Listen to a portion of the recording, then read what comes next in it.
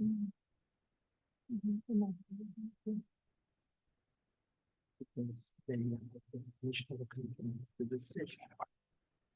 we're live. We start. So good evening. I'd like to call this hearing to order. I want to thank everybody for being here. My name is Henry Garrido. I'm the Executive Director of DC 37 and the co-chair of the commission, along with Arbor Rice. I'd like to thank the College of Staten Island CSI President Timothy Lynch and the whole CUNY team for hosting us today. They do a magnificent job. I know that firsthand.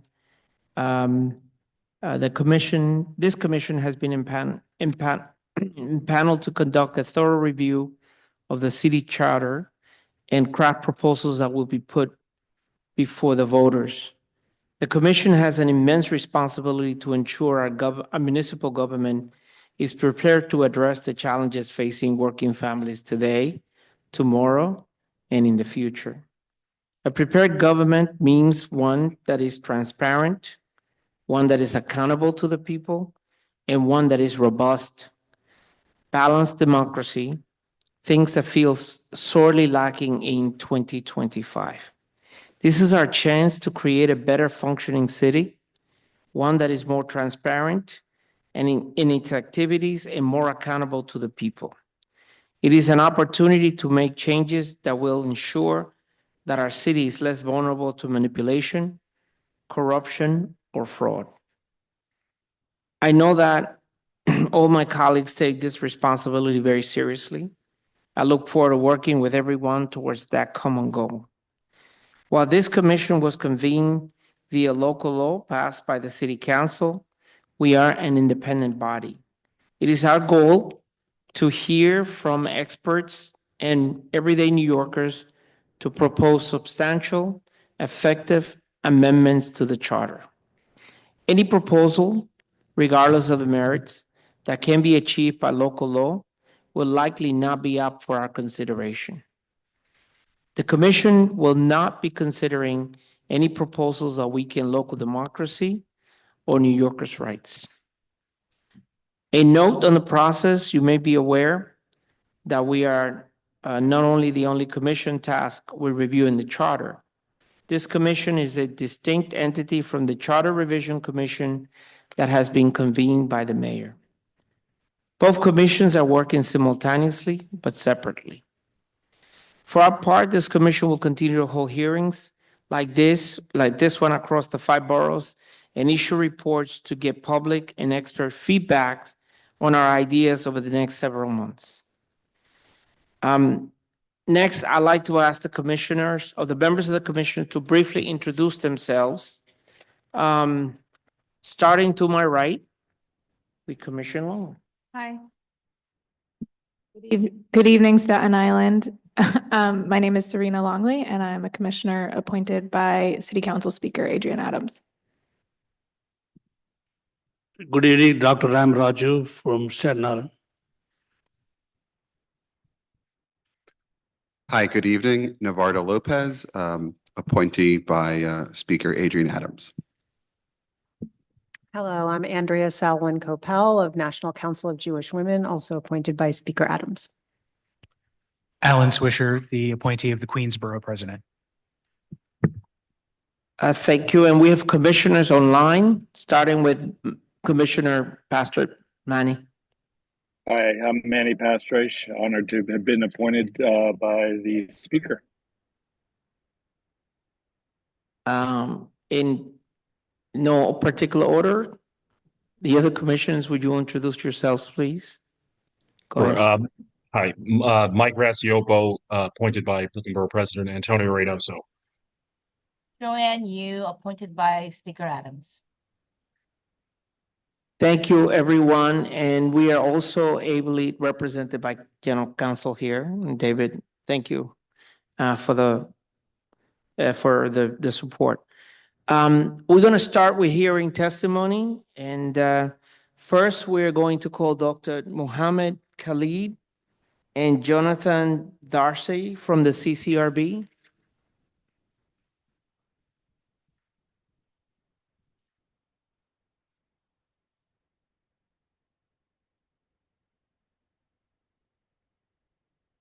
Let me, before we begin, I just want to remind everyone that this is a formal governmental proceeding that the quorum will be observed at all times.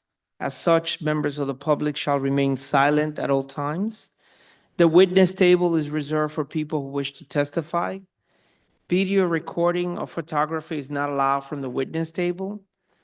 At tonight's hearing, we are going to ask folks to limit their testimony to 3 minutes in relation to strengthening local democracy and improving government transparency and accountability through the revision of the city charter. Commissioners are encouraged to ask questions based on testimony given. Written testimony can be submitted to info@thecommission.nyc. I'll repeat that, info@thecommission.nyc, and can be of any length and welcome up to 72 hours after this hearing. So let me ask the first two witnesses to start, and please keep it within 3 minutes. Thank you. Good evening, Co-Chair and Commissioners.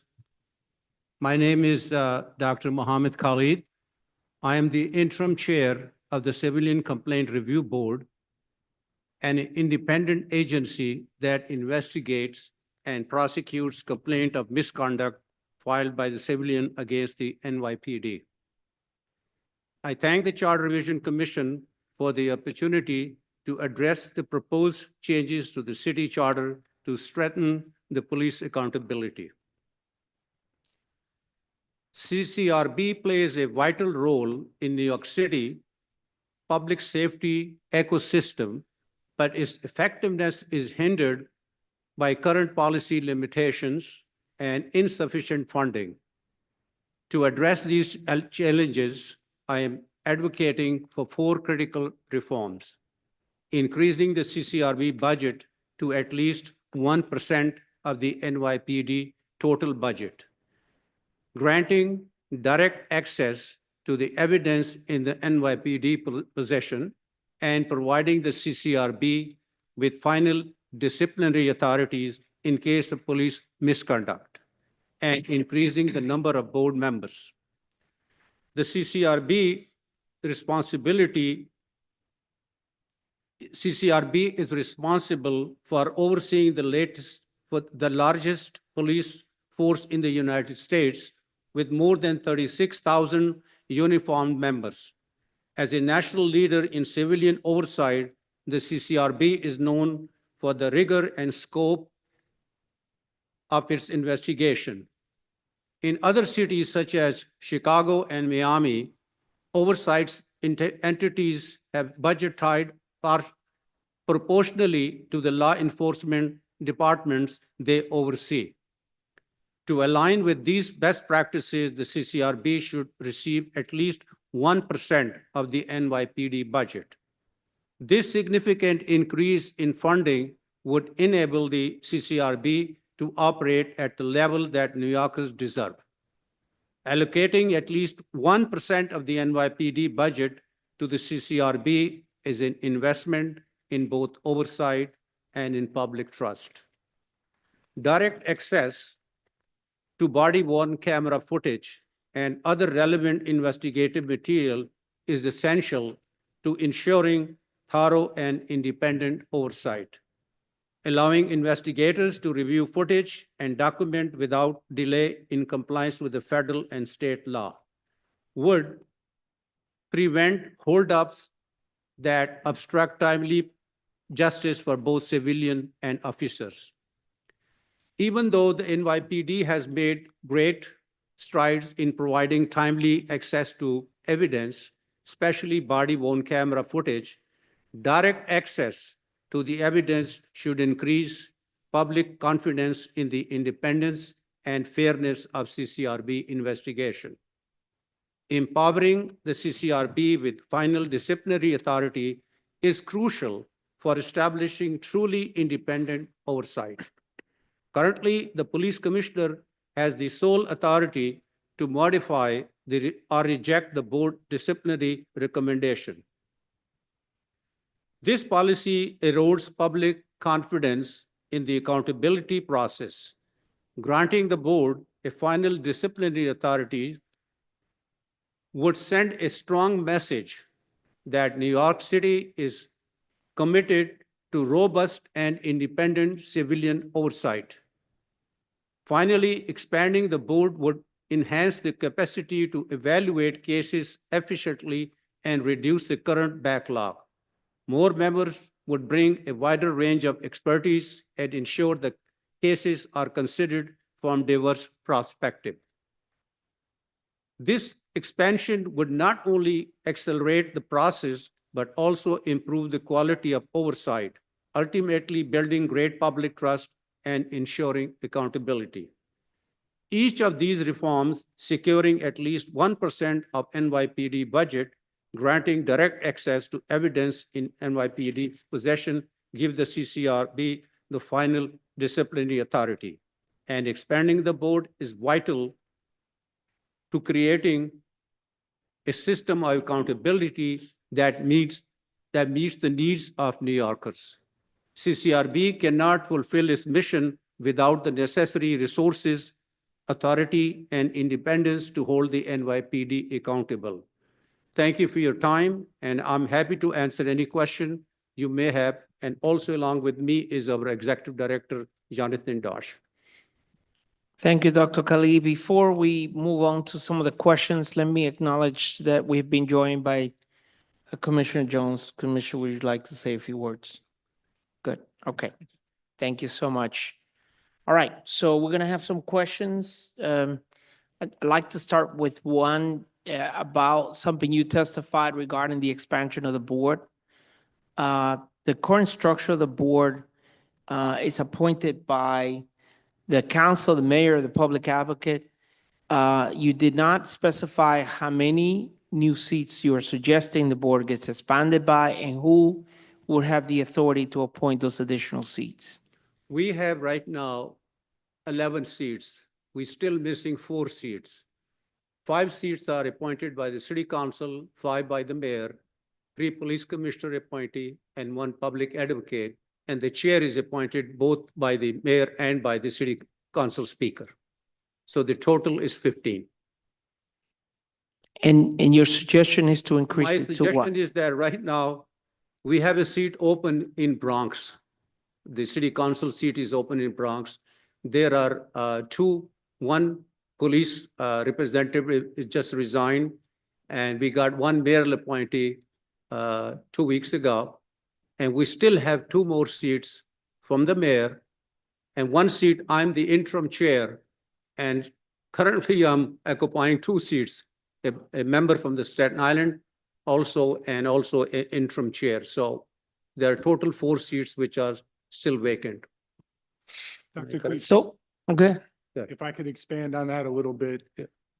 just state your name for the record, please. My name's John Darsh, and I'm the Executive Director of the CCRB. So while Dr. Khalid is correct that we do have 4 vacancies on the board right now, and that is currently impacting our operations, even if we had all 15 board members, it would still be not enough capacity for us to do the work that the board does, which is reviewing individual cases in a timely manner, especially considering the new areas of jurisdiction that have been added to the CCRB, especially racial profiling, bias-based policing, and also considering the increased number of complaints we've received in the last 2 years. And in 2024, we received 5,600 complaints within our jurisdiction. Yeah, so I just want to clarify, you're not asking for fulfilling already existing positions that are there, but an additional number of positions. And what I fail to understand is how adding new positions will speed up cases. Because right now our process is that staff investigators review the evidence and prepare closing reports that go to the board where there are recommendations made to the board about how to resolve cases.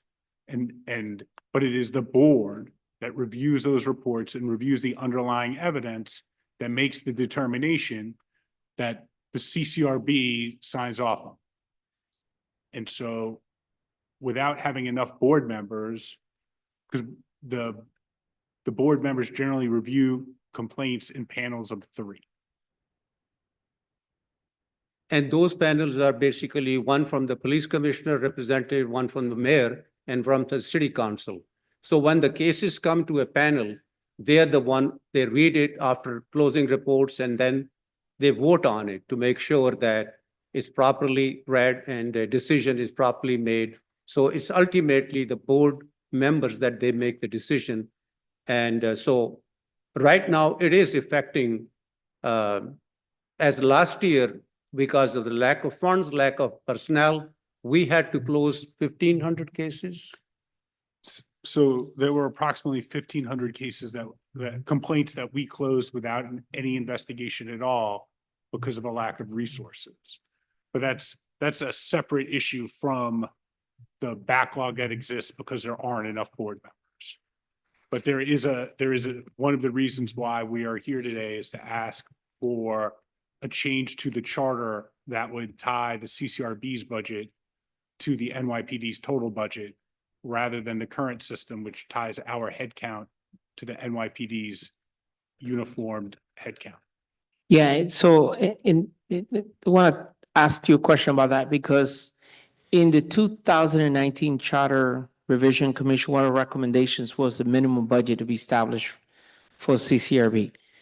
How is that being implemented? Are you getting the resources pursuant to that 2019 Charter Revision amendment? And what is the current interaction with that budget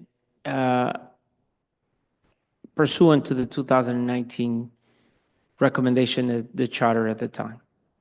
We had 0.65 at that time, then it increased to 0.7. And now we are asking at least 1% of the budget of the NYPD, which is 6.1 billion. So we are only asking for 1%, and that will be overseeing 34,000.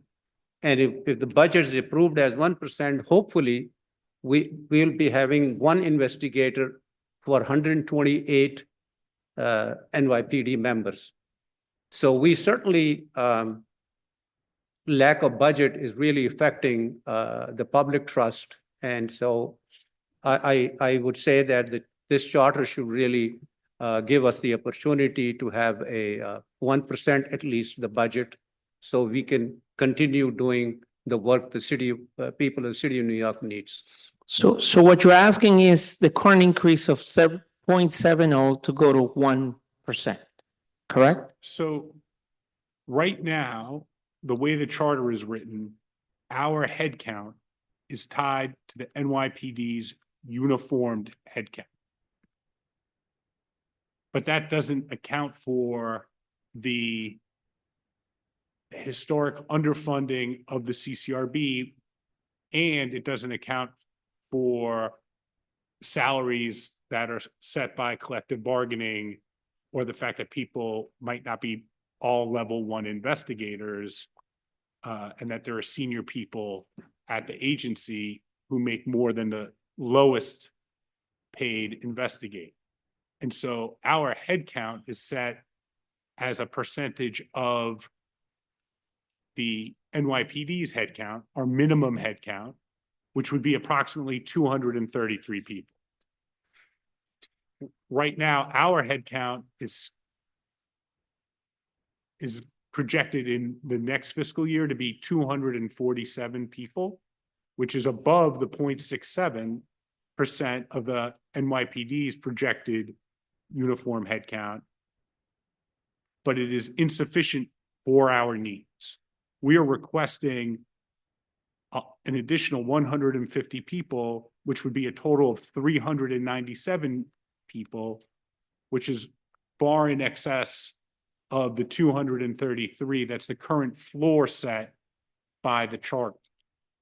And so we think that having a dollar amount is more effective than having our headcount tied to the NYPD's headcount. So what is the dollar amount nexus, the delta between the 1%, which in my math looks like 610 million, from what you're actually getting now? Well, right now, with 1% of the NYPD budget, we are asking about $61 million. So, Somewhere. I'm sorry, 61 million? 61 million, not 610. Sorry, so yeah. 61 million, yeah.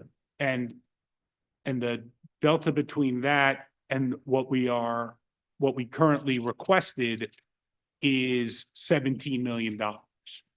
The current proposed budget that is for $27.8 million. So that delta is, my math isn't up to that. It's approximately like 32 million. Okay. All right, any questions? Go ahead, Commissioner.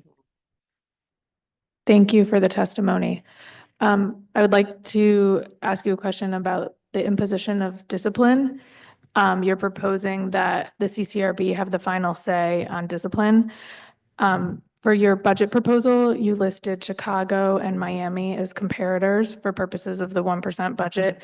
Do you have any comparators to provide with respect to this proposal of an independent agency that would be that has the final say in discipline decisions for a police force? Well, I think the agency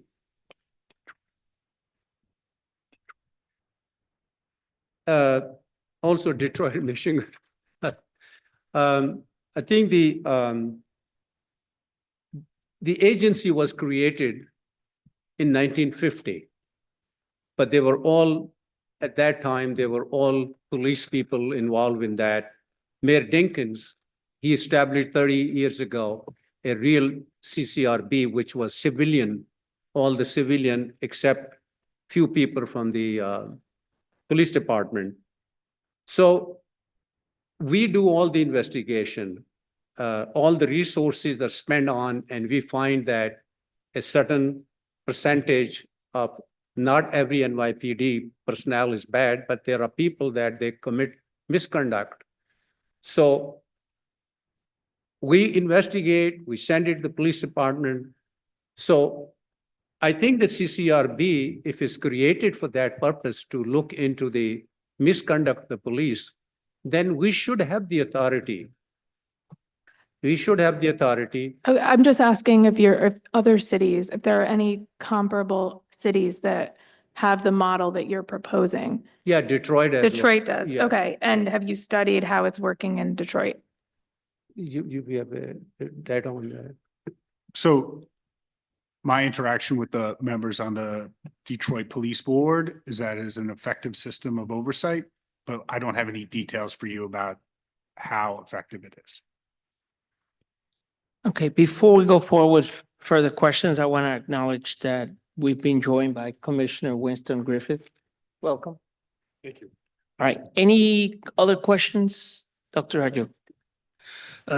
Thank you, Dr. Khalid, for a thoughtful testimony, and I kind of like your recommendations very much, but except one area I need a little clarification.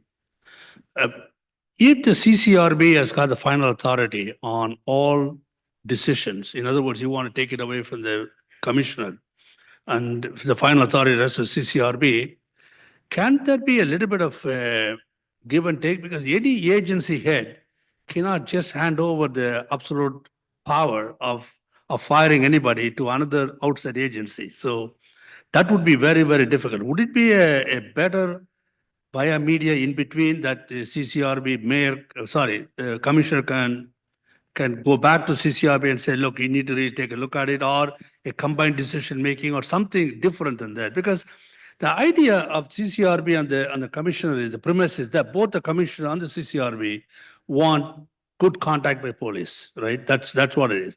I don't think this is not an adversarial idea. It should not be, at least in paper.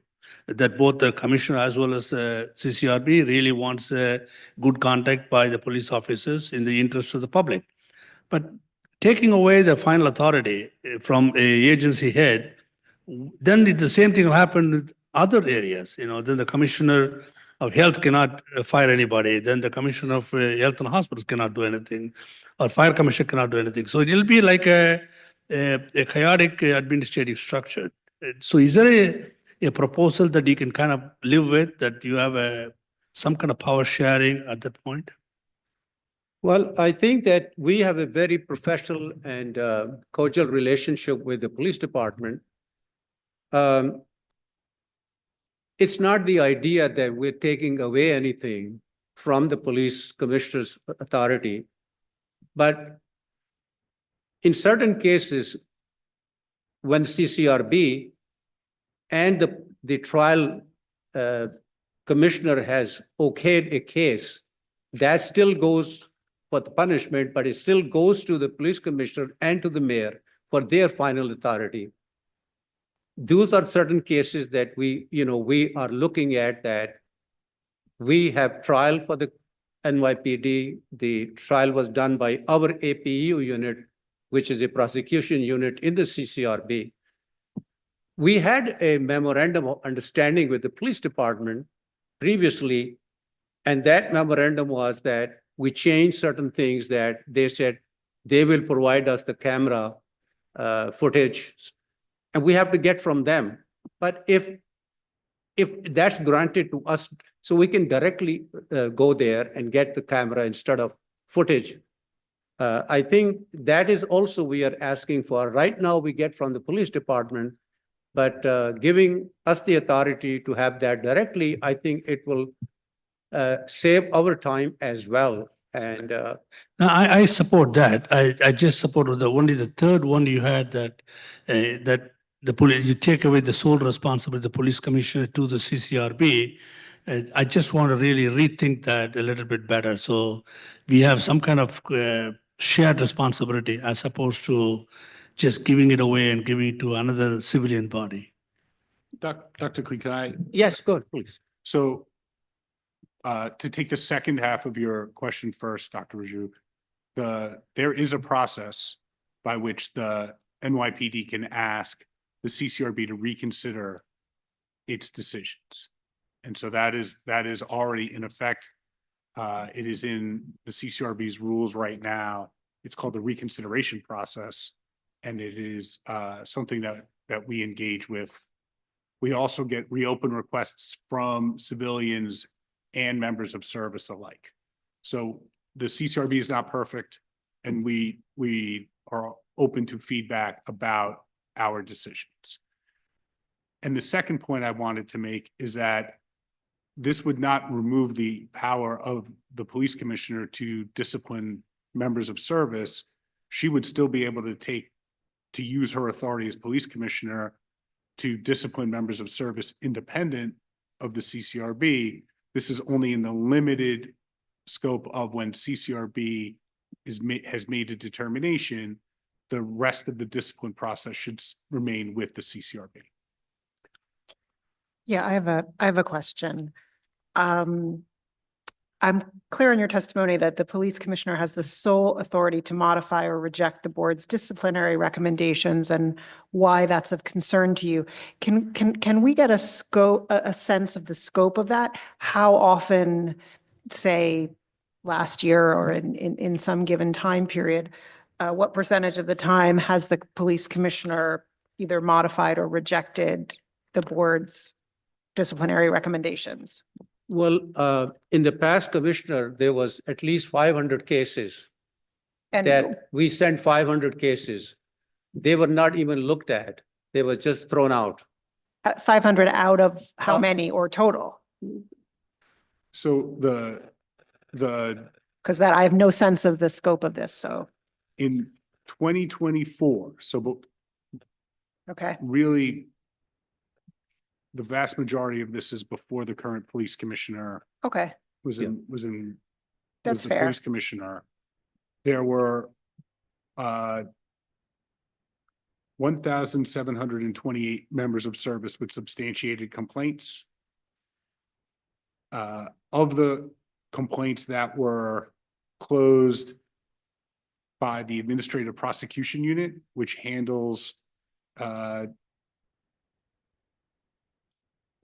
most serious disciplinary matters that we find where we're recommending the member of service receive charges and specifications. There were 161 members of service who were found guilty, which is a discipline rate of 73%. And then the discipline rate for non-APU cases, which are just handled internally by the police department, where the board has recommended that a member of service face lesser discipline, whether it's a command discipline that could have a penalty of up to forfeiture of 10 vacation days or training. The discipline rate for non-APU cases was 27%. The police commissioner recently announced the end of a policy by which the department was refusing to review non-APU cases that they received closer to 60 business days to the statute of limitations, which is 18 months from the date of the incident.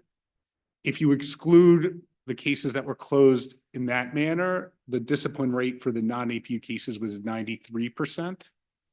But there was a significant number. I think Dr. Khalid was correct when he said there were 500 cases approximately that were closed last year by the NYPD without any review based on how close to the statute of limitations the complaint was when it went to the department. That's one of the reasons why we're asking for more funding so that we can close our investigations quicker without losing any quality. And it's one of the reasons why we're asking for more board members so that once our investigations are complete, the review of the complaints can be done in a quick way, but still allow for a full review. I realize there are so many different categories here, and I'm sure that's really good distinctions that you're making, but I still don't feel like I have any sense at all of how often the police commissioner is overriding the CCRB's disciplinary recommendations. We don't know about that. I'm sure John will be able to. We'll get you an exact number. Okay, Yeah, that'd I be think- great. That's fine. If you Yeah, can't do it right I here, I think- totally understand. I think there are a lot of numbers being thrown out. If you could give us those, I think we would appreciate it. 100%. But there's one thing that I find troubling with your recommendation. And forgive me, but I have another hat as a union person, which is the city charter is also subject to state law. The law that handles labor law, essentially the Taylor law, which defines very clearly what preemption is. Given the fact that you are not the employer, but the police department is the employer, if you have the authority to terminate an employee or the sole authority, to Dr. Raju's point, rather than the commission in a share capacity, wouldn't you be violating the precepts of preemption under the state law because you're not the employer and you'll be exercising on the collective bargaining agreement, which police officers are covered by, an action to discipline an employee without the employer's recommendation or execution while you are not the employer to begin with? Do you understand what I'm getting at? I do. Do you mind if I answer this, Dr. Khalid? Yes, go ahead. Sure, John. So the interaction of the police disciplinary process with the Taylor Act is very complicated because right now the police disciplinary process is exempt from the Taylor process because it's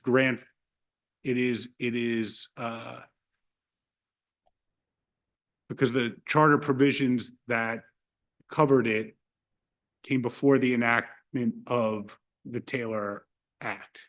And so if we were to change the charter, that may change. And so I'll be blunt, sir, I was not aware of the preemption issue, and so you may be correct. But Dr. Khalid's here and I'm here testifying about what we think it would be best for the city. If it's not possible, if you and the council and the commission determine that it's not workable, we understand that. But we're here saying that there is we think there's a need for a change. The implications of what you're asking are very severe, because if what you're saying is true and your portion preempts or was done prior to the law, the Taylor law being enacted, then that means police officers could go on strike by your actions. And given the fact that you're not the employer, the consequences of that could be incredible, right? And so I'm in my world. So forgive me, everybody, but this is one of those things. I understand the other the other three proposals out of, this is one that I find legally challenged, and we're going to defer to our general counsel to give us some advice on this issue. 100%. But I understand the fact that if the intent is that you're making recommendations and the police commissioner is either ignoring it or not acting upon, which is what I'm hearing, because it's coming at a certain amount of days prior to the expiration of the statute of limitation, one, and you don't have the resources, so that this sort of sounds like a vicious cycle, right? You don't have the resources, you can't complete the cases, you complete the cases, they're within 60 days of the statute of limitation, they can act on it, and it's almost like a default bypass over the intent of the review of the work that you have done, right? Am I off on this? Yeah. Just one, go ahead. sorry, Dr. Khalid. No, you're the boss. I applaud the police commissioner. She just stated that she was going to not take the time was taken before. She's going to change that. I really have no problem by saying that she should not have the authority. But I think the process, what we are doing is, as an independent agency, some of the work which has a lot of work put in by the investigators, by the lawyers, by the agencies, working people. If we have a total opposite disciplinary than what we recommended, then the CCRB purpose fails.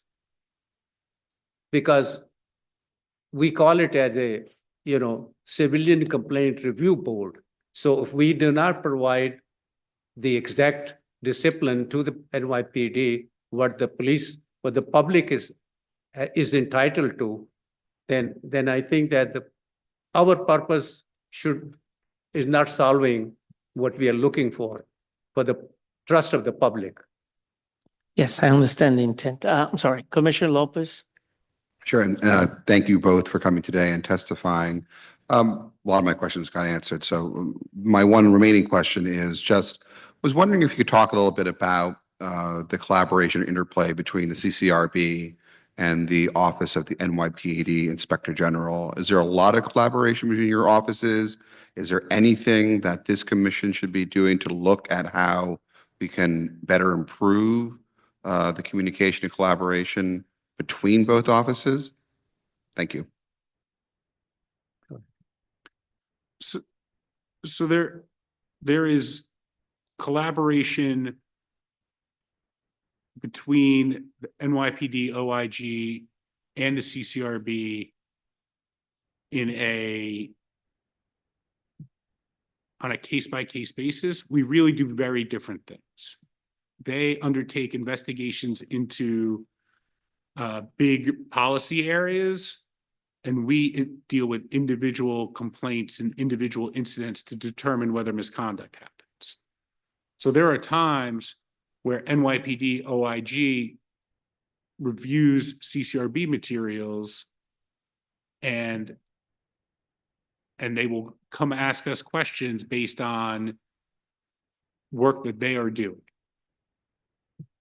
And there was one incident in the past where an advocacy group made a complaint to us based on information in an NYPD OIG report. But we generally do not investigate. We we're not being referred complaints by NYPD OIG. If we are, I'm not aware. Maybe there've been a hand. Thank you. Commissioner Swisher. Thank you, Co-Chair. I just wanted to echo what the other commissioners said about the importance of providing us the data with respect to instances where the commissioner's disciplinary decision diverges from the recommendation of the CCRB. I do share some of the legal concerns that Co-Chair Garrido has raised, but at the same time, I'm struck by some of the numbers presented here. So I think that would be very helpful if you could provide that to the commission so we could consider it moving forward to see if there's a way that we could address this. My question goes back to your proposal to expand the board. So as you testified, there are an allotted 15 members of the commission. Disciplinary cases are reviewed by panels of 3 that are then ratified by the full board. Obviously acknowledging that you only have 11 members right now. Do you have data concerning the number of cases that the board reviews annually, so we have a better sense of how taxing it is on you and what number might make sense if we were to consider expanding the board? So in 2023, the board reviewed 2,580 cases, and in 2024, 2,551. I said cases, I apologize. 2,580 fully investigated complaints, and in 2024, 2,551 complaints. Okay, because I am struck by the comparison of the size of the board versus, you said, I think 34,000 uniform members. I think anyone who knows kindergarten math knows that number seems insufficient, but I think precision would be very helpful for our task. Thank you. We have a backlog for at least almost close to a year now of the lack of the board members making the decision, three people as a panel. Understood. Thank you. Yep. Good evening. Good evening. Apologies for being late. I wanted to just follow up on that question and around the conversation around the expansion of the board. And specifically the tying the participation on the board with this notion of independence of the board, and specifically around removal of members. So I have some sort of threshold questions and then questions that go beyond that. And the threshold question is, to what extent have we seen removals of board members that have interrupted their 3-year terms? And in your opinion, has it ever undermined the independence of CCRB? And I know that there are supposedly protections, but that they are not, that they're somewhat vague and not spelled out. So to what extent do you feel like there need to be more explicit protections? And to what extent do you feel like those protections are needed, the explicit protections are needed for the independence of the board? I served previously from 2005 to 2014, 9 years under Mayor Bloomberg. And I didn't see any case at that time that a board member was removed. There was certain things that a chair was not doing what the board was looking at collectively. So there was some issues at that time. But currently, I'm just there 6 months right now, first as a board member, then as an interim chair. We don't see anybody who has resigned on the basis of their other needs that they have to do, but nothing removal of a board member by all of us in not doing their job or anything of that nature. You've never seen anyone get pushed out? No, nobody was pushed out. If they leave, lately we had a police representative. She had an issue of, It was a personal issue. Yeah, so it was nothing to do with CCRB. And so I think all the board members, which I have seen in 6 months now and previously, everybody is really trying to do the best for the city of New York. And I really appreciate the board members that they are working very hard to make sure that the civilians oversight is done impartially, properly, and done with their best ability. So you don't see that as that's not an area of concern at all for you? No, Okay, no. thank you. Commissioner Jones. Good evening. Good evening, sir. Just trying to follow up on the set of questions, just in terms of rather than going away with a kind of broad set of questions, I want to just kind of pencil down on clarity. So when I started doing the back of the envelope math, it sounded more like there were about a couple hundred cases per cluster of 3. And then spreading in my mind over 52 weeks, that comes to about 10 to 100 cases somewhere therein on a weekly basis. But I can't seem to map the math. And so if you can kind of go back and do the math so that we can kind of get a run of what that workload is on a regular basis, because I'm trying to map then the ask for additional dollars as opposed to additional headcount. So I'm trying to map it. And so if you can sharpen a pencil on what does that mean? If you take the 2,500 cases and divide those over, 3, you're somewhere around 800. And then if you break that down over 52 weeks, it comes down to a much smaller number. But I can't seem to track what that workload looks like for the collective group. So when we're talking about more money versus more people, I can't bridge the two of those, if that makes sense. And then the other one thing I'll say is, I think to the co-chair's point, do you have a recommendation for a bridge between what you recommend, some reconciliation process between what you recommend and what the department as the employer recommends? And that, we often see the same thing. If we have people in the community who feel like one of our employees wronged them, they want them terminated, right? And that they're not the employer, we're liable. And so is there some way to reconcile between the department and the board's view on what should happen, rather than it being all out? Go ahead, Jimmy. Mr. Jones, if I could take the second part first. The CCRB uses the NYPD's own disciplinary matrix when we make our discipline recommendations. So I think that is the best way to bridge differences between the CCRB and the NYPD on the discipline, on the nature of the discipline that should be imposed on a member of service for misconduct that the board has substantiated. With regard to the trying to connect the dollars and then the board caseload, they're really not directly related, because the dollars and the headcount really go for the professional staff, of which I'm one. And our work doesn't just deal with the 2,551 cases that we're able to fully investigate.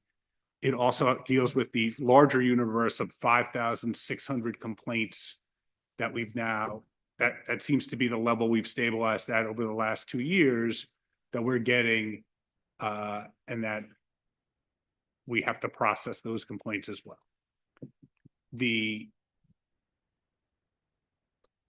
We closed 1,500 complaints last year without any investigation, because we had to make decisions about where to allocate our resources so that we could investigate cases in a timely way. The complaints that were reviewed by the board, that number would go way up if we had the funding that would allow us to have the staff that would complete more investigations that would then be reviewed by the board. We tend to have between 3 and 4 panels of 3 board members meet every month. Sometimes scheduling will push one panel off so sometimes you'll have 2 panels one month and 5 panels in the following month. But generally speaking, we try and have 4 panels a month each panel reviewing between 50 and 100 cases. I say complaints is a better term to use.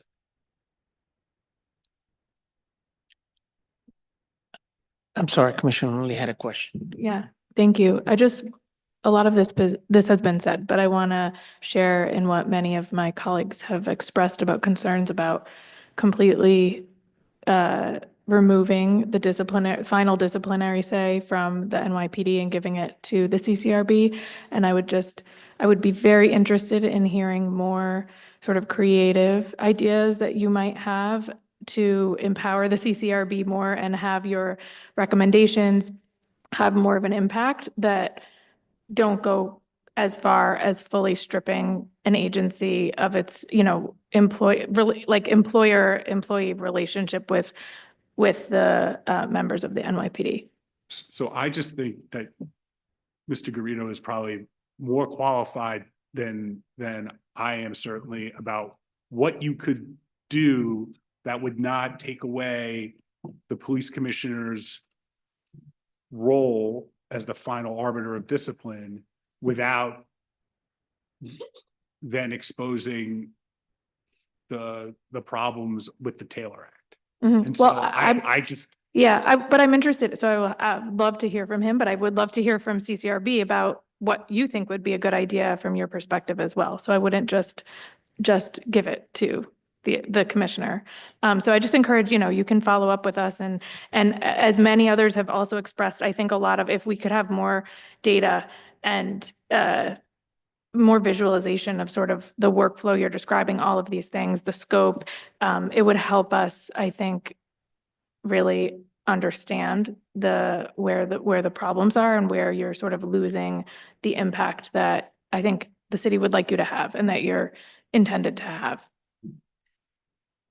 Commissioner, yeah. Thank you. I have another question related to impact beyond, and this is more philosophical, and forgive me if I don't know the answer already. Part of the impact you can have is actually disciplining officers who commit misconduct based on your findings.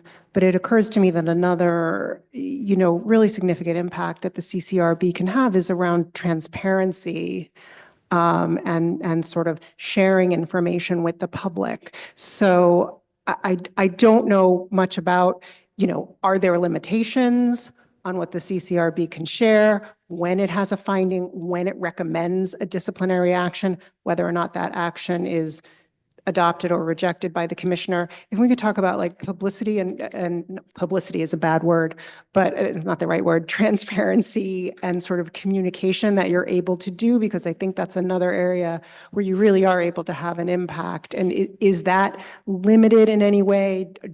Are you satisfied with information you're able to share with the public about your work?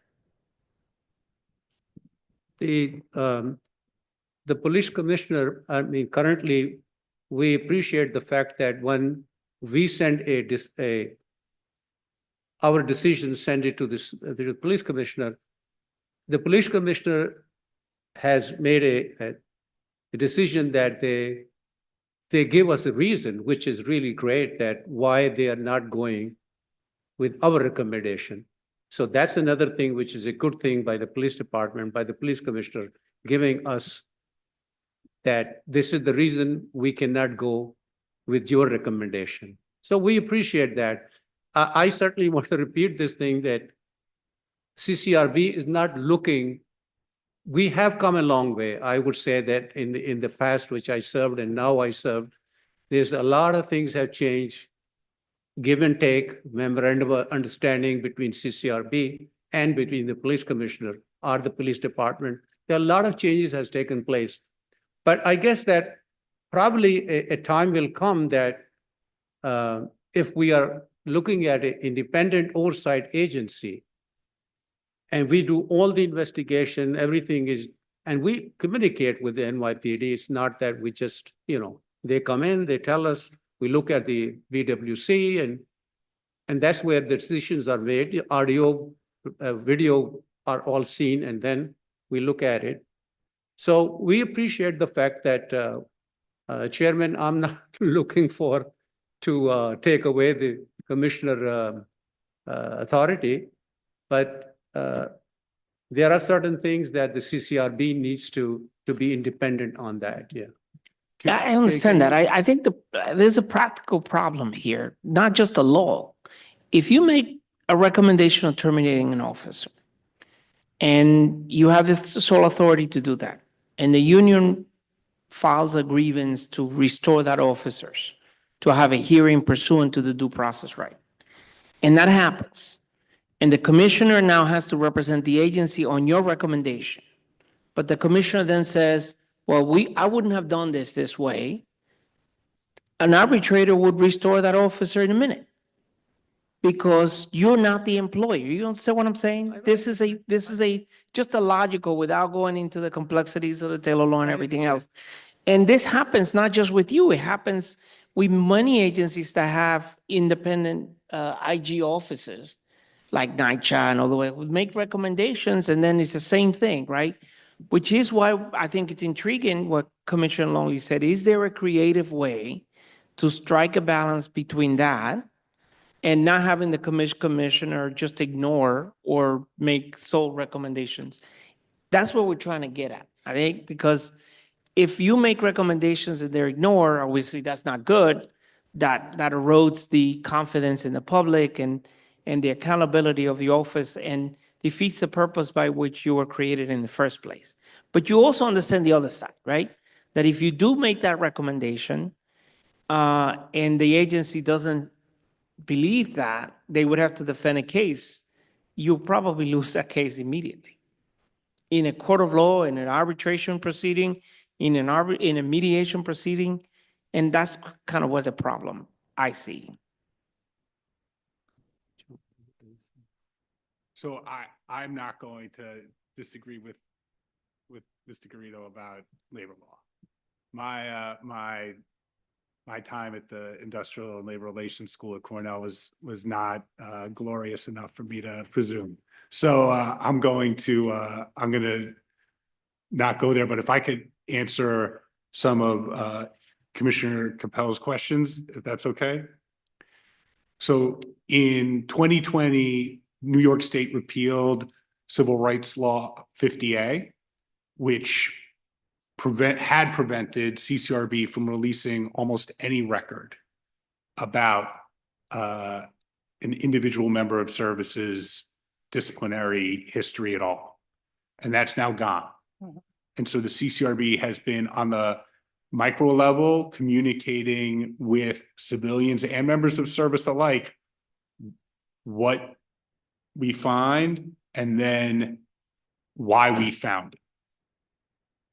And then with regard to the public at large, we are putting as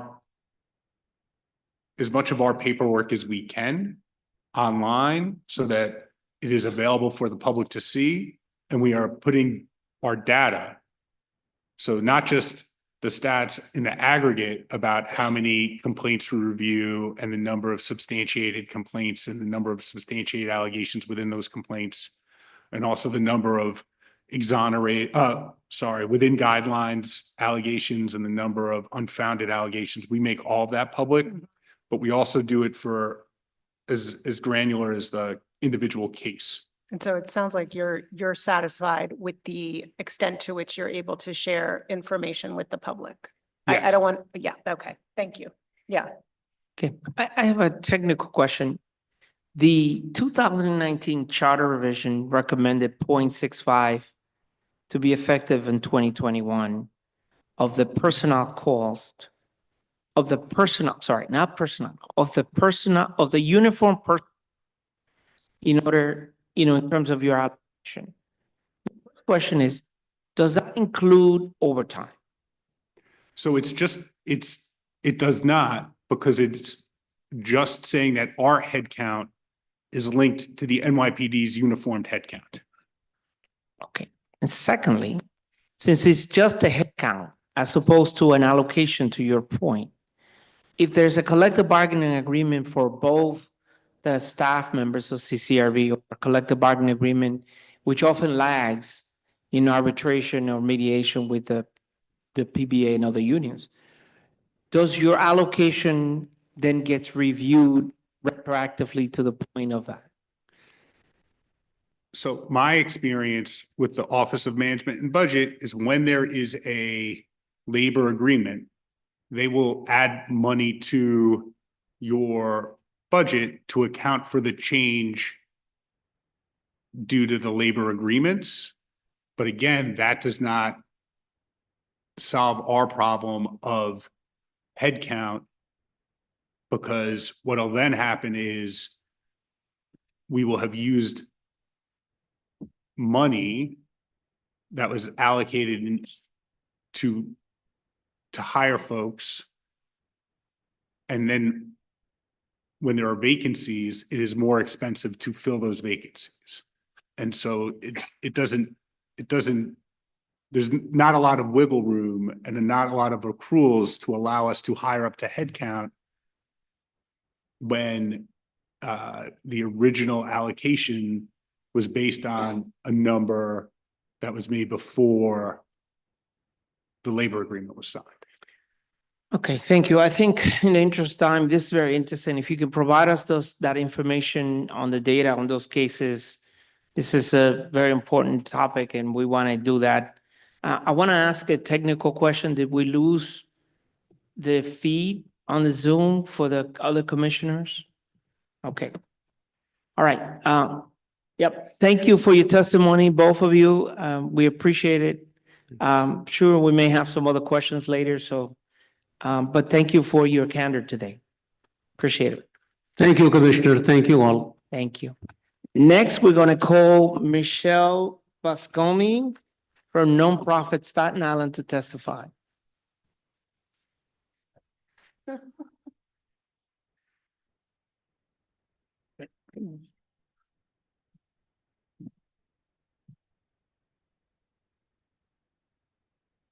me know.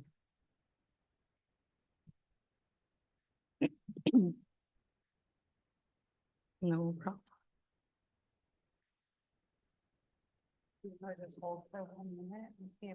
Yeah, just give us a moment.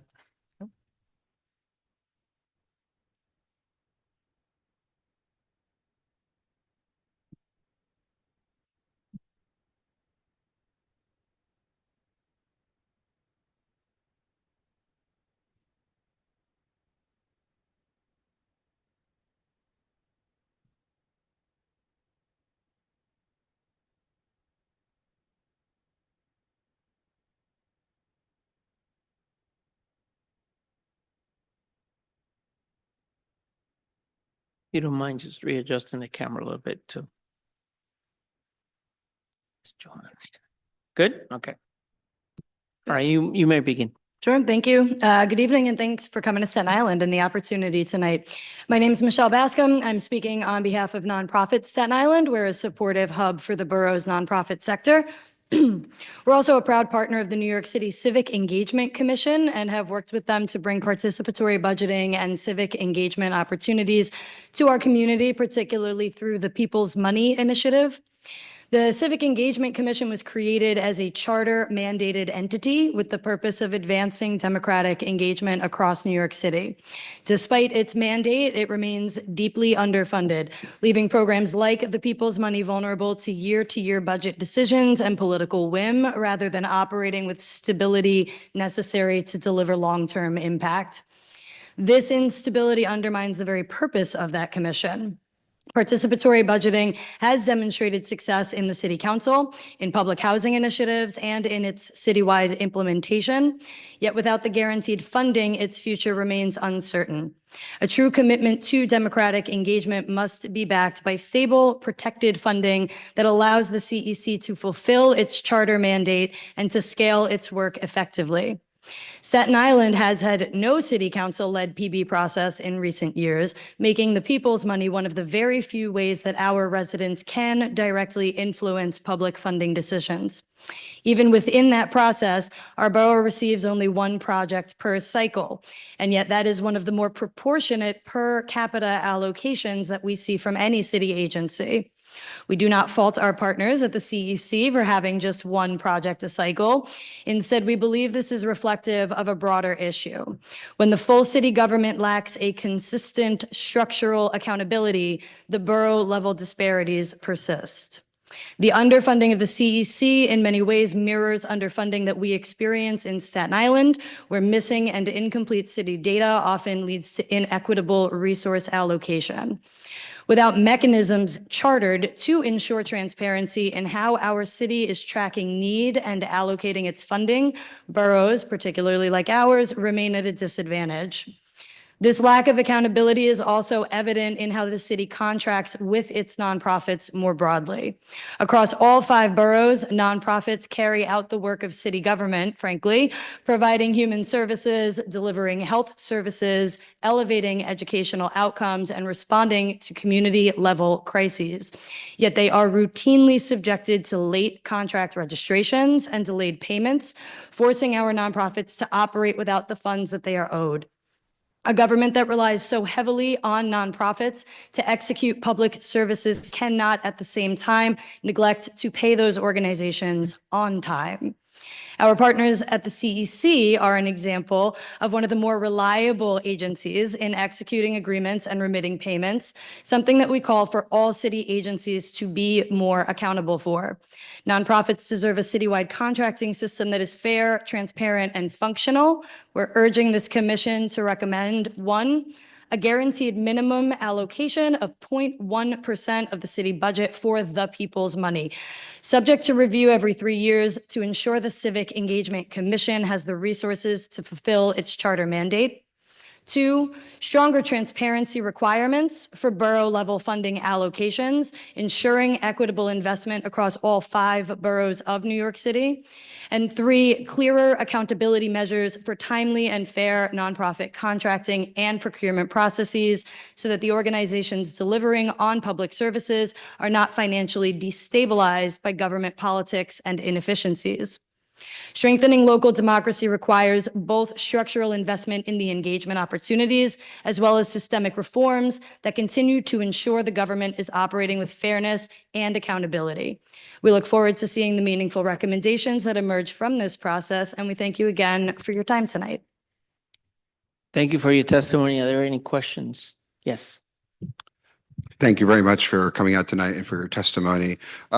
Clarification on the minimum budget. Is it for the CEC as a whole or just for this specific program, the People's Money? For this specific program, at this time is what the request is, 0.1% of the budget. My understanding is at present it would be somewhere around $112 million. And the reason we advocate for the initiative rather than the commission writ large is that those are dollars expensed to the community directly. And we want that money to be hitting at the ground level. And we see that as an avenue for democratic and civic engagement where communities can really get involved in how public funding is made. So we'd prefer to see the dollars going directly back to the public.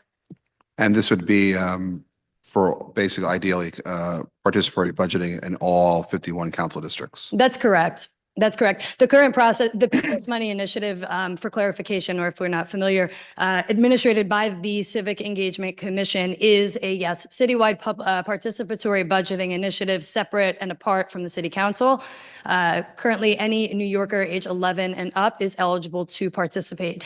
And that goes from idea generation phase all the way through the phase of voting on their local ballot. And last question, sorry. I want to talk a little bit about this issue about timely payments to nonprofits. You said that the CEC does a very good job of paying on time. Just curious to know, what are they doing differently than other city agencies? I'm remiss to admit that I believe they're using a third party. It's a bit of a, it's a third party. I believe it's the Citizens Commission of New York City that administrates their payments. So they have a third party vendor who they offhand the payment processing to. And we find it to be tremendously efficient. So they're not going through the mayor's office of contracts services? That's correct. Did you say the Citizens Budget Commission or the Citizens Commission? Citizens Commission. Okay. Citizens Commission of New York, for New York City. Yeah. All right. So we have a question by Commissioner Yu online. Hi, thank you for your testimony. I, having run a nonprofit, and timely payments is an issue for every nonprofit. So I thank you for your testimony. I think it's so relevant. And even now, I know nonprofits that are struggling, especially with the budget cuts, having to make ends meet, literally paying their staff when contracts are delayed by sometimes a year. And a lot of the smaller nonprofits are not able to get a line of credit or some kind of a loan. And so I appreciate that. My question was just a quick one. The percentage that you proposed, 0.01%. What's the division of that? Or I just wanted to get an idea of where your number comes from and how do you propose the division of that? Yeah, 0.1% is what the request is for the people's money, 0.1%. Sorry if I was misspoken on that. And that was actually through collaborative discussion with the Civic Engagement Commission themselves for transparency. Our partners at the Civic Engagement Commission have engaged a number of their sustained partners, if you will, of which we are one, in some thought partnership, and asked if we would be behind them in requesting a direct allocation for the sustainment of participatory budgeting. It is their belief that that is sufficient on 3-year rolling basis. So the request is that 0.1% allocation be reviewed periodically, 3 years being the current recommendation by the CEC themselves. Thank you. Thank you. Are there any, yeah, Commissioner? Thank you so much for the testimony. My question is, so can you help us to understand the expectation of who and how the communities participate? Is that yet a function of dependence on not-for-profits to do the engagement work? Can you draw the bridge for that? Yeah, absolutely. I think it's a really fun process. The Civic Engagement Commission engages community-based organizations and ground level partners throughout the whole process. And so it is in phases. Phase 1, they refer to as the idea generation phase. And this is where credible messengers and CBOs and FBOs are contracted, funded partners of the CEC in bringing out residents, our constituencies, just the diversity of the communities, to come up with what they think would be a good use of city dollars. Phase 2 is that those ideas are then aggregated, put together, and there's a borough assembly commission that is convened in each borough. The Borough Assembly Commission, I believe, is about 20 people, although maybe don't quote me, but I believe it's approximately 20 people from each borough that then convene. They hash out all those ideas that had come in. They drill down to X amount that they feel are appropriate to put on a public ballot. The final docket is then made public, and CBOs, FBOs are again re-engaged to get out the vote, although my understanding is that the language of vote isn't landing so well in certain communities, but that is what it is, a vote. And the ballot for each borough, it'll be live on May 14th. Y'all should check it out and vote for your own borough. Other boroughs, for what it's worth, typically 2 to 4 projects funded per borough. I believe that Brooklyn might see the largest, and Staten Island has 1 allocation. And just one last part of that question. So from the not-for-profit standpoint. Yeah. Could you close to the mic? So from the not-for-profit standpoint, there's some minor funding for that 3-phase process. Are you of the opinion that the not-for-profits didn't yet have to co-sponsor that work? Can you clarify? Co-sponsor? Put their credibility behind it? Not just credibility, does the commission pay the actual cost of those 3 phases of the not-for-profit engagement, or does the not-for-profit come to the table to pay that share? The allocation is fairly fair as far as procurements go. And I will say that the contracts are extended on a per cycle basis. So for the idea generation phase, there's a very clear set. They also tier their contracting opportunities. So for the idea generation, they say you can host, if you engage 100 of your constituents, there's a particular payment rate for that you're contracted. If you engage 200, et cetera. And the same goes for the vote phase. If you collect 350 votes, you get $2,000. If you collect 500, you get $4,000, and it's tiered. I will say that it is more, it is certainly more cost effective for mid and large size nonprofits to participate in that way. because they have staff to leverage and constituencies to leverage. I would say that for grassroots organizations, a number do aim to get involved. It's nice to get $2,000 in the bank. If you're a volunteer-led nonprofit, you're always looking for $2,000, right? And yet I would say in those cases, the staff capacity probably does not meet, the dollars don't make sense at that point, but folks still go for it. And it seems to be meaningful for the partners who have sustained engagement over the 3 years it's been implemented so far. Yeah. Sorry. Yes. Good evening. Thank you for your testimony. I want to sort of flesh out the conversation we're having here, and I'm probably going to put it in nonprofit terms, and I feel like I've earned that since I've spent most of my life running nonprofits. Could you kind of speak in before and after terms, or more specifically in in nonprofit terms, what the deliverables would be? If the city makes this kind of investment year after year, if in explicit and specific terms as possible, what are we going to see? What's going to be the evidence of that investment? What, in explicit terms, is the city going to get for that investment? In Staten Island, what they get from it are the projects yielded that are demanded by the community themselves. So in Staten Island, we've, in the previous cycles, voted on a job links program specifically for hard to reach populations and immigrant populations.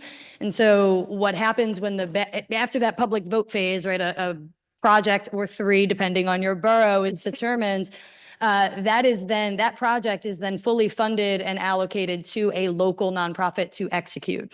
And so what the city gets is essentially whatever gap in services that community has identified. In other boroughs, I think we've seen this as nutrition and investments in urban gardens, is my understanding. We had that in one borough. We've seen this in childhood reading programs, literacy programs in other boroughs as well. Yeah, I mean, it is essentially the opportunity for community members to identify where not enough money is going, and then to have a local provider deliver on that. Because we can say in the Job Links program, for example, we know that Staten Island is tremendously underfunded in immigrant services. Happy to submit written testimony in the next 72 hours to demonstrate that, but separate issue.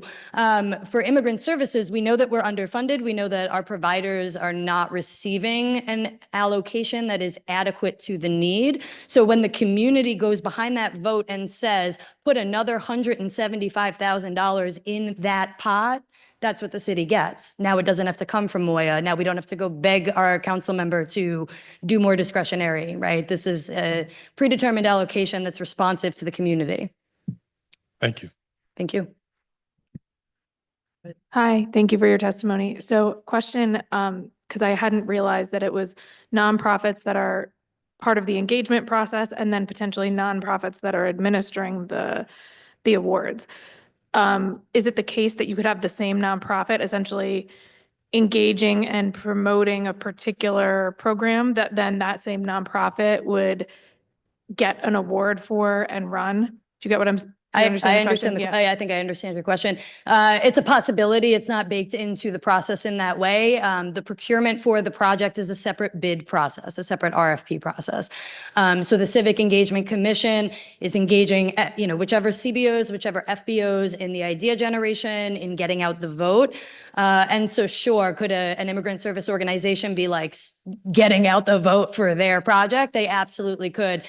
If that project were to be successful, it becomes an open RFP. And so that organization would then still have to make the case, score against the rubric, and receive the allocation like any other procurement. Thank you. Thank you. Any other questions? Well, we thank you for your testimony. And thank you for your time. Thank you. Next, we're calling Justin Wood from New York Lawyers for the Public Interest.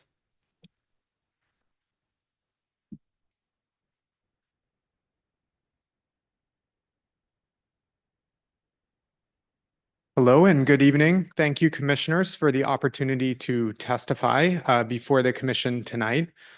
My name is Justin Wood. I'm the Director of Policy at New York Lawyers for the Public Interest. Founded in 1976, we are a civil rights community legal organization with programs in disability justice, environmental justice, health justice, and a pro bono clearinghouse that matches resources of the private bar to grassroots community nonprofit organizations to provide free legal resources and representation. I wanted to start by echoing Michelle's concerns just on behalf of the entire nonprofit sector of New York City on issues of late payments and late contract registrations, but because that was covered, I'll jump ahead. We also just wanted to highlight for the commission and ask you to consider the broad area of whether the city's fair share requirements from the 1989 charter revision are truly being adhered to substantively, and whether updates to these important reforms are needed. The goal of these requirements from a past charter review commission was to ensure a more fair distribution of both the benefits of city resources and a fair distribution of the burdens of environmentally polluting city functions across New York City's communities. In the decades since, multiple reports by the City Council in 2017, by the City Comptroller in 2019, and again by the City Comptroller recently in 2023 showed large disparities in access to environmental goods, services like parks, and in environmental harms, exposures to environmental hazards like waste transfer stations, highways, extreme heat, etc. NILPI and our community partners have worked hard on legislation in partnership with the City Council going back to address some of these disparities citywide, and we continually experience frustration with the slow pace of agency implementation of these local laws intended to address these disparities. So we'd encourage the commission to explore means of holding agencies and the mayor accountable for failure to implement fair share and the spirit of fair share and local legislation. We work on with partners on several long-term environmental justice, accessibility, and mental health access campaigns where failure to implement this type of legislation intended to address equitable distribution of resources and burdens is a major and ongoing barrier to progress. I could name a few examples. We've worked on waste equity for decades with New York City Environmental Justice Alliance and their members. This is always in these reports I mentioned cited as one of the least equitable distributions of harmful facilities in New York City. And despite local legislation we've passed and been pushing for implementation of, recent data and the comptroller's recent report show that still almost 75% of privately managed waste permitted capacity continues to be in just a handful of environmental justice communities.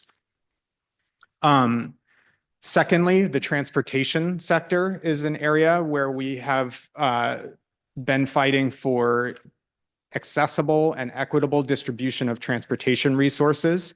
We would encourage the commission to consider ways in which fair share might be updated to address this sector. Obviously, this is the lifeblood of New York City's economy, access to jobs, access to healthcare, access to civic life, and is also the second largest source of greenhouse gas emissions in our economy.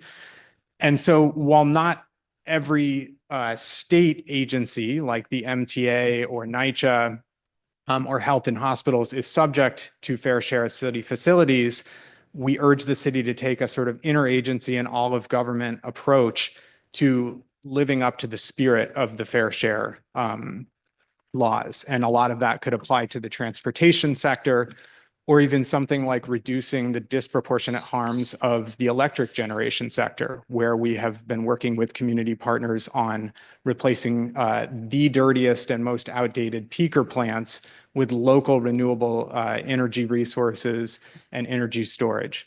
And again, this is an area where the city could take a lot more concerted action and have a lot more transparency toward how everything that is within the city's control is being directed to reducing the harms of something like a power plant siting. And finally, we would encourage the commission to apply a similar analysis to something like mental health and healthcare resources that are also city facilities and within the city's control. Thank you for the opportunity to present testimony tonight. Thank you for your testimony. Any questions? Commissioner.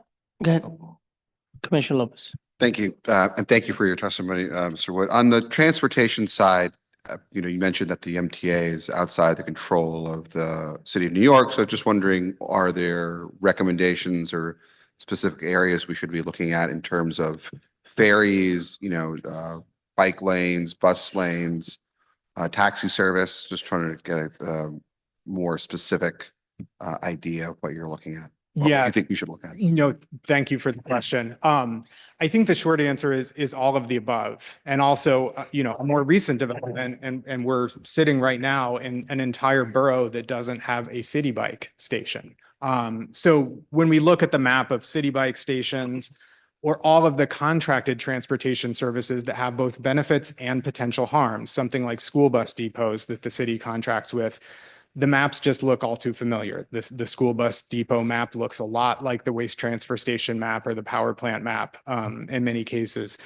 So on transportation, we hope that city government can really, again, interagency, look at all of the things that are within the city's control. Bus lanes, for example, remain highly concentrated in Manhattan, where obviously there's a lot of density, but especially as we're encouraging New Yorkers in outer boroughs like Staten Island to utilize public transit more, we need to build out bus lane infrastructure at a much more rapid pace and ensure that it's fully accessible.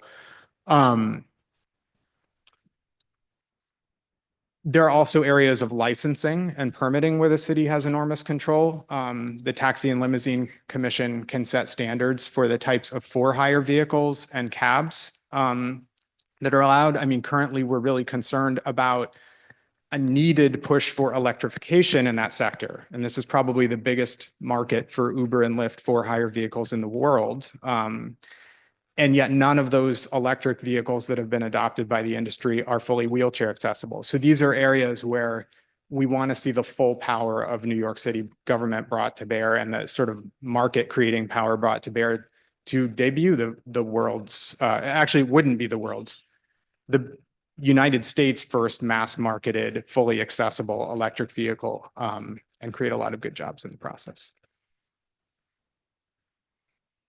Anyone else? Thank you for your testimony. Thank you.